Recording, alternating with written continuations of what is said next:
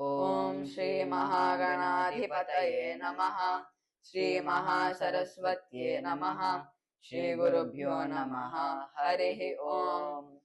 शुक्लांबरधरं विष्णुं शशिवर्णं चतुर्भुजं प्रसन्नवदनं ध्यायेत् सर्वविघ्नोपशान्तये।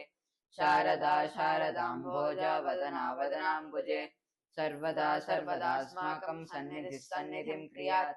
कामाक्षी करुणारूपं कामकोटिजगद्गुरुं चिन्मूर्तिकलये चित्ते शङ्कराचार्यमव्ययम्।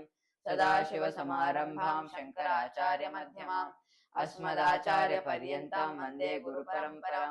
गुरवे सर्वलोकानां विषजे भवरोगिणां निधये सर्वविद्यानां दक्षिणामूर्तये नमः। ज्ञानानन्दमयं देवं निर्मलस्फटिकाकृतिम् आधारं सर्वविद्यानां हयग्रीवमुपास्महे। मालाङ्कुण्डीं च डमरुं शूलं शङ्खं सुदर्शनं दधानं भक्तवरदं दत्तात्रेयमहं भजे। वसुदेवसुतं देवं कंसचाणूरमर्दनं देवकी परमानन्दं कृष्णं वन्दे जगद्गुरुं। व्यासं वसिष्ठनप्तारं शक्तैः पौत्रमकल्मषं पराशरात्मजं वन्दे सुखतातं तपोनिधिम्। आदिशङ्कराद्वैत परम्परा। नारायणं पद्मभुवं वसिष्ठं शक्तिं च तत्पुत्रपराशरं च व्यासं सुखं गौडपदं महान्तं गोविन्द योगीन्द्रमतास्य शिष्यं श्रीशङ्कराचार्य मतास्य पद्मपादं च हस्तामलकं च शिष्यं तं तोटकं वार्तिककारम् अन्यानस्मद्गुरून् सन्ततमानतोऽस्मि। श्रुतिस्मृतिपुराणानाम् आलयं करुणालयं नमामि भगवत्पादशङ्करं लोकशङ्करं।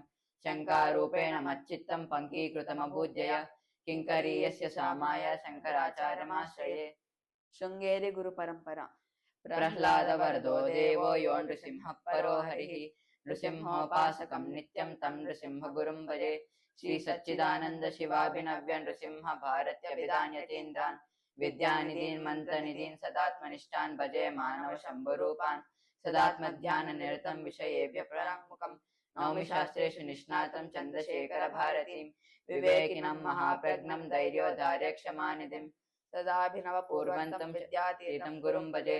अज्ञानां जाह्नवीतीर्थं दयातीर्थं विवेकिनां सर्वेषां सुखदं तीर्थं भारतीतीर्थमाश्रये। भारती करुणापात्रं भारती पदभूषणं भारती पदमारूढं भारतीतीर्थमाश्रये। विद्याविनयसम्पन्नं वीतरागं विवेकिनं वन्दे वेदान्ततत्त्वज्ञं विदुशेखर भारतीं। कंची गुरुपरम्परा। अपार करुणा सिन्धुं ज्ञानदं शान्तरूपिणं श्रीचन्द्रशेखर गुरुं प्रणमामि मुदान्वहम्।